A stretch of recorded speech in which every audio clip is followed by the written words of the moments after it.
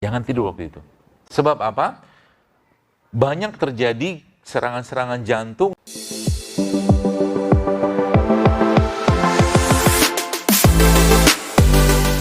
Malam tuh, terus kita bangun kan. Habis itu, kalau Anda ada kesempatan tidur menjelang subuh, tidur sebentar.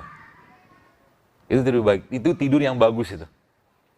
Rasulullah biasanya antara subuh sama azan subuh sama iqomah subuh itu beliau tidur. Tapi tidur Rasulullah itu kan tidak seperti tidur kita. Ya, beberapa riwayat menyebutkan beliau tidur sebentar. Jadi tidurnya itu sebelum subuh. Ya. Ba'da subuh jangan tidur.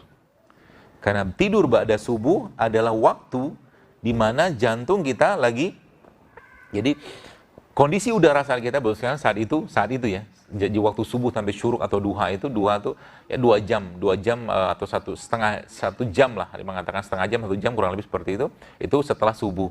Itu jangan tidur waktu itu. Ya, kalau Anda pengen tidur tetap udah ngantuk banget, usahakan jangan berbaring, biarkan tidur dalam kondisi berzikir, duduk. Sebab apa? Banyak terjadi serangan-serangan jantung ya, atau kelemahan-kelemahan jantung itu di pagi hari kayak begitu. Jadi pagi jangan tidur. Ya. Dan itu salah satu tidur yang bikin blow on. Iya, kata Ibnu Qayyim al-Jauziyah seperti itu. Jadi tidur yang bikin bodoh itu tidur ba'da subuh. Ya. Selain bodoh, bikin bodoh, apalagi rezekinya ya, dikurangi sama Allah. Kenapa? Karena malaikat waktu itu lagi sibuk-sibuknya bagi-bagi rezeki dari Allah gitu kan. Dia malah tidur. Ini kan nggak sopan namanya. Jadi kalau Anda pergi buat sekalian, jadi salah satu tipsnya saya, kalau Anda pergi musola, misalkan tuh masih dekat rumah, nah, kan ada doa malaikat di pagi hari kan. Yang malaikat itu mengatakan, ya Allah berkahi orang yang bersedekah hari ini, pagi hari ini. Maka subuh itu, jangan pernah kehilangan momen untuk bersedekah. Datang ke masjid, bawa uang, mau 5.000, 10.000, 100.000, pokoknya kencelin ke masjid, niatkan untuk sedekah karena Allah. Maka dapat doa malaikat. Dan itu dikerjakan tiap hari, nggak bisa sekali-sekali. Karena doanya itu setiap hari. Gitu kan? Ba'da subuh. Ya, ba'da subuh. Bagusnya seperti itu. Kemudian, setelah, waktu syuruk masuk, ya kalau Anda bisa ketemu syuruk, sholatlah syuruk tadi. Saya kira mungkin sebagian teman-teman sudah tahu ya, pahala dari sholat syuruk itu. Ya, kata Nabi SAW, pahalanya sempurna umroh gitu kan. Ya, kalau bisa syuruk. Syuruk itu dari mulai subuh sampai ke terbitnya matahari. Sekitar sekarang sekarang kan subuh jam 4:11. Syuruk itu kurang lebih sekitar jam 5:30 lebih 10-an lah. Kurang lebih 5:40, 5:45 lah kurang lebih. Ya, sholat waktu itu. Nanti habis itu apa yang dikerjakan? Jadi dari mulai subuh itu sampai ke syuruk ngapain? Kalau nggak zikir pagi, baca Quran. Zikir pagi itu bos sekalian. Zikir yang luar biasa, yang disebutkan bahwa para ulama, saya baca di beberapa kisah-kisah itu, subhanallah, itu yang menyebabkan umat Islam waktu dipimpin oleh Sa'ad bin Abi Waqqas itu bisa memenangkan istana Madinah itu salah satunya karena zikir pagi mereka yang luar biasa. Zikir pagi. Maka jangan pernah kehilangan momen zikir pagi itu. Kalau Anda misalkan pulang atau pergi kantor misalkan ba'da subuh nggak apa-apa di motor atau di kendaraan tetap zikir pagi. Hafalkan zikir itu.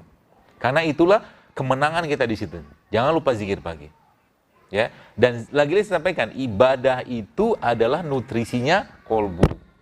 Zikirnya kita sebenarnya makanan buat kolbu kita. Maka jangan lupakan zikir. Ya. Apalagi di sisa-sisa di luar mungkin kita tidak ada zikir pagi petang, ya sudah berzikir biasa aja.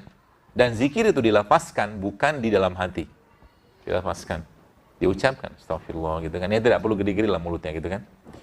Ya, cukup kita yang dengar gitu kan. Istighfar, tasbih, tahmid, tahlil atau istighfar seperti itu. Ya. Baru masuk duha. Ya, jadi antara subuh sama syuruk itu jangan tidur, karena memang pernah saya tulis juga bahwa itu memang waktu di mana ada satu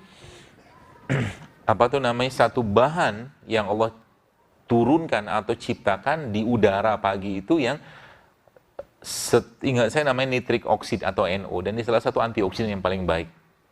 Ya.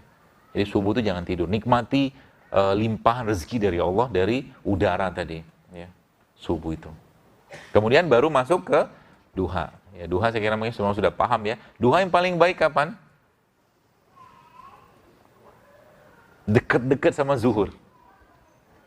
Dekat-dekat sama di saat matahari mulai agak memanas, nah duhalah di situ. Sebab apa? Karena secara aktivitas kita lagi sibuk-sibuknya kita ketemu Allah. Ya, jadi duha itu paling baik kapan?